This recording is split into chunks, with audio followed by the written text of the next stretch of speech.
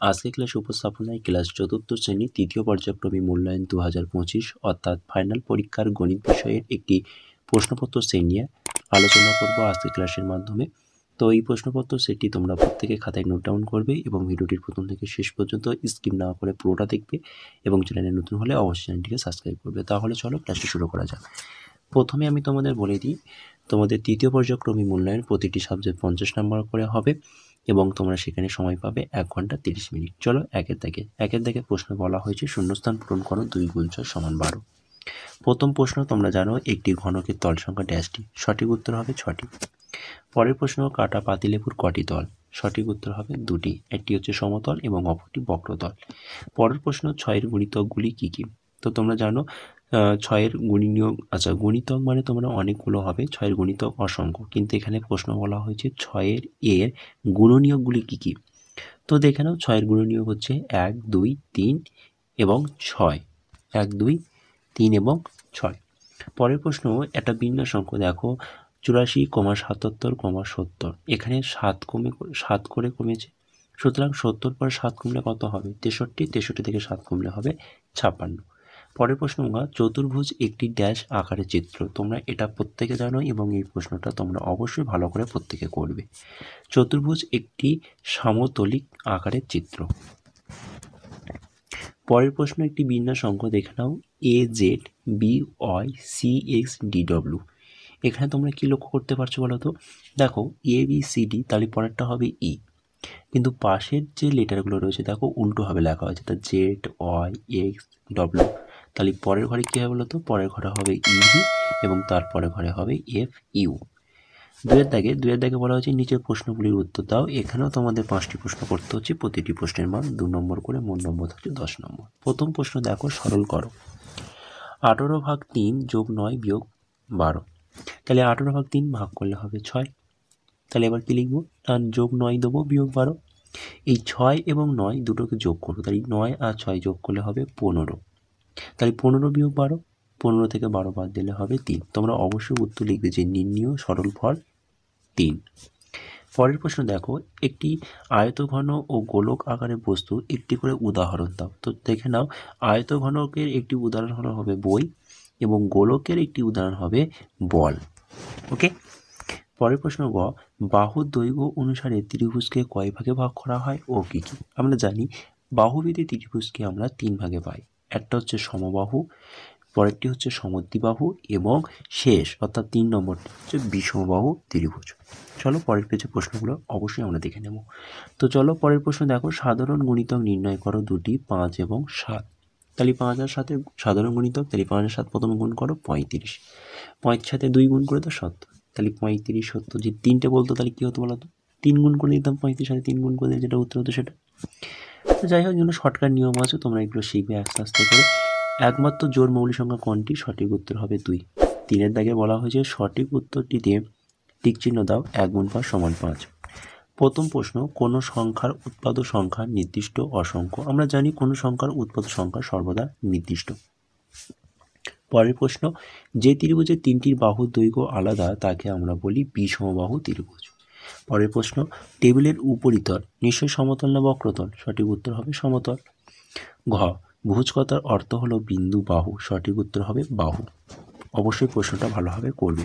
পরের প্রশ্ন বর্গক্ষেত্রের প্রত্যেকটি বাহুর দৈর্ঘ্য সমান না অসমান? সঠিক উত্তর হবে সমান। চলো 4-এর দাগে বলা হয়েছে পরিসীমা নির্ণয় করো, এখানে তোমাদের নম্বরটা রয়েছে 3 নম্বর। তো ছবিটা দেখো, প্রথমে ছবি 4 ধারে সবকটা বাহুর মান দেওয়া রয়েছে, তাহলে আমরা 4 ধারে মান দেওয়া হয়েছে, তাহলে কি আমরা যোগ করে দিতে পারবো? তাহলে দেখো এই যোগ করলে সঠিক উত্তর দাঁড়াবে 32 সেমি, তাহলে সঠিক উত্তর দাঁড়াবে কত? 32 সেমি। 32 সেমিটা হচ্ছে তার পরিসীমা। 5-এর দাগে বলা হয়েছে সরল করো 2 গুণ 5 সমান 10, এই অঙ্কটা তোমরা নিজেরা করবে, আমি একটু বলে দিই কি করবে। প্রথম বন্ধনীর কাজ করবে, অর্থাৎ 61 থেকে প্রথমে 6 বাদ দেবে। ওকে, তাহলে কত হবে? 55 হবে। এটা পুরোটা দ্বিতীয় বন্ধনীর মধ্যে রাখবে, 55 ভাগ 11টা, তাহলে দ্বিতীয় বন্ধনীর মধ্যে কি রাখতে বললাম? 55 ভাগ 11, দ্বিতীয় বন্ধনী শেষ, গুণ 12। এবার ভাগ করো পরের লাইনে, 55 ভাগ 11 মানে 5 হবে, তাহলে পরের লাইন হবে 5 গুণ 12, দ্বিতীয় বন্ধনী পুরোটা উঠে গেল, তাহলে 5-এর সাথে 12 গুণ করো, 5 12 60। তাহলে এখানে সঠিক উত্তর হবে নির্ণয় সরলফল 60। অঙ্কটা তোমরা অবশ্যই খাতায় করবে। পরের প্রশ্ন দেখো, একটি জামায় 6টি বোতাম আছে, এরকম 18টি জামায় কটি বোতাম? তাহলে একটি জামা যদি 6টি বোতাম থাকে তাহলে 18টি জামায় মোট কতগুলো বোতাম থাকবে? তাহলে অঙ্কটা গুণ করব। তাহলে 18-র সাথে 6 গুণ করেছি। তো 18-র সাথে 6 গুণ করে দেখো 6 × 48 8, হাতে রয়েছে তোমাদের 4। 6-এর সাথে 1 গুণ করলে হবে 6, আর হাতে রয়েছে তোমাদের 4। তাহলে 6 আর 4 10, তাহলে 108টি। বোঝা গেল? পরের প্রশ্ন দেখো, গদ্দাগে বলা হয়েছে যে 6 ডজন কলা সমান ড্যাশটি কলা। আমরা জানি 1 ডজন সমান সমান 12টি। তাহলে 6 ডজন মানে 12 × 6, 12 × 6 করলে 6 12 72টি। যদি জোড়া বলতো তাহলে এখানে হতো 2। তো এখানে ডজন বলেছে, আমরা জানি 1 ডজন সমান সমান 12টি হয়, 12টি জিনিস নিয়ে হয় 1 ডজন। তো এখানে 6 ডজন বলেছে, তাই 6 × 12 বা 12 × 6 72 হবে। পরের প্রশ্ন, অবশ্যই এরকম ধরনের প্রশ্ন তোমাদের পড়বে, অবশ্যই এরকম ধরনের প্রশ্নগুলো তোমরা বারবার বাড়িতে প্র্যাকটিস করবে। উৎপাদকে বিশ্লেষণ করে গুণ করো আর উৎপাদক বিশ্লেষণ করে ভাগ করো, এই দুটো জায়গা অবশ্যই অবশ্যই অবশ্যই অর্থাৎ ভালো করে পড়বে তোমরা। তো উৎপাদক বিশ্লেষণ করে গুণ করো, দেখে নাও 123 × 12 কীভাবে করবে। এই যে শেষ সংখ্যাটা প্রথমে তোমরা উৎপাদকে ভাঙাবে। তো 12টাকে ভাঙালে আমরা কী পাবো না, 2টো 2 এবং 1টা 3। এটাকে গুণ আকারে রাখাবে, তাই এরকম লিখবে যে 12 সমান সমান 2 × 2 × 3। তারপর কী করবে না, যে সংখ্যাটা দিয়ে গুণ করতে বলবে সেই সংখ্যাটাকে তোমরা প্রথমে উৎপাদক বিশ্লেষণে ভাঙলে, যে সংখ্যাকে বলবে তাই সেই সংখ্যাটাকে প্রথমে বসাও। অর্থাৎ এখানে যে সংখ্যাটা রয়েছে 123, তাহলে প্রথমে তোমরা 123 বসাও। প্রথমে আমরা উৎপাদক বিশ্লেষণের মাধ্যমে প্রথম সংখ্যাটা কী পেয়েছিলাম 2, তাই 2 বসাবো, তাই তার সাথে গুণ করব। তাহলে 123-এর সাথে 2 গুণ করলে, তাহলে গুণ করলে কত হবে 246। দেখে নাও কীভাবে করা হয়েছে, প্রথমে 2-এর সাথে 3 গুণ করা হয়েছে, তাই 2 3 6। আবার 2-এর সাথে 2 গুণ করলে হবে 4, আবার 2-এর সাথে 1 গুণ করলে হবে 246, 2 হবে, তাহলে 246। এই 246কে আবার এখানে বসাবো, তাহলে 246। আবার 12 আরেকটি উৎপাদক কী আছে 2, তাহলে আরেকটা 2 বসাবো। গুণটা দেখে নাও, 6 দিয়ে 12 2 হাতে 1, 4 2 8 আর 1 9, 2 2 4, অর্থাৎ সঠিক উত্তর দাঁড়াবে 492। এই 492টাকে আবার বসাবো। 12 আরেকটি উৎপাদক আছে এবং শেষ উৎপাদক, সেটা হচ্ছে 3। 3টাকে বসিয়ে গুণ করব, 3 2 6, 3 9 27 7, হাতে 2, 3 4 12 আর 2 14। তাহলে সঠিক উত্তর কত দাঁড়ালো 1476। আশা করি বোঝাতে পেরেছি। উঙার দাগে দেখে নাও, উৎপাদকে বিশ্লেষণ করে ভাগ করো 4806 ভাগ 18। তাহলে এখানেও 18টাকে আমাদের কী করতে হবে, উৎপাদক বিশ্লেষণ ভাঙাবো। তাহলে ভাঙালে এরকম হবে 2 × 3 × 3, অর্থাৎ 2টো 3 একটা 2।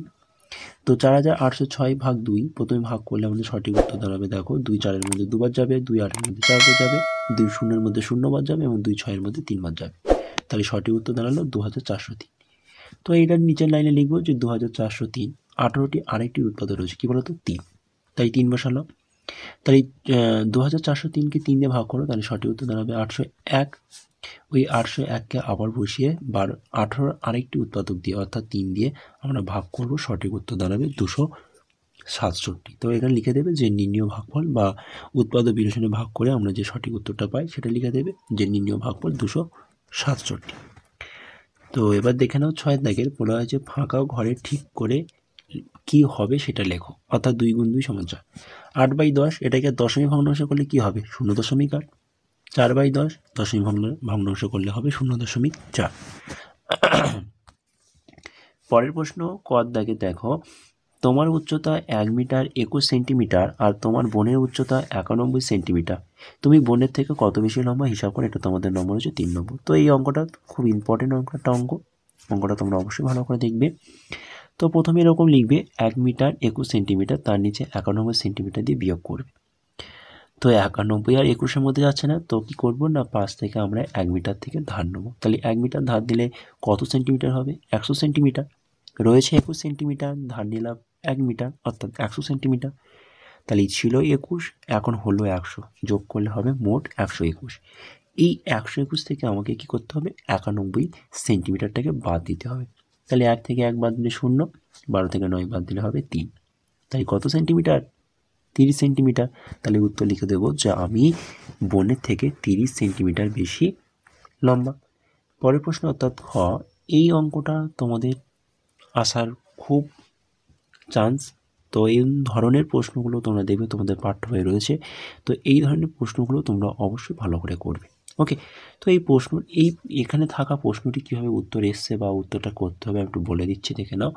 প্রথম প্রশ্ন কীভাবে উত্তরটা আনা হয়েছে দেখে নাও। প্রথমে এই 6-এর সাথে 9 গুণ করা হয়েছে, তাহলে 9 6 54।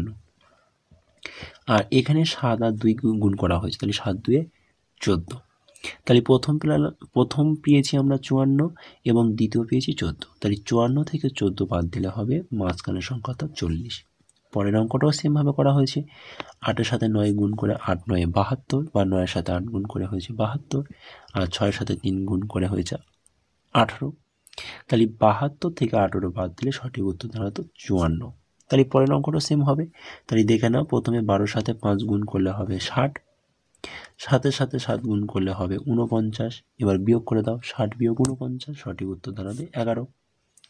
তাহলে এখানে তোমাদের নির্ণয় যে ফাঁকা অংশটার কথা বলা হয়েছে, বা এখানে সঠিক যে উত্তরটা হবে 11। তো আজকের ক্লাসটি এই পর্যন্ত রইল। ক্লাসটি তোমাদের অনেকটা একটু লম্বা হয়ে গেল।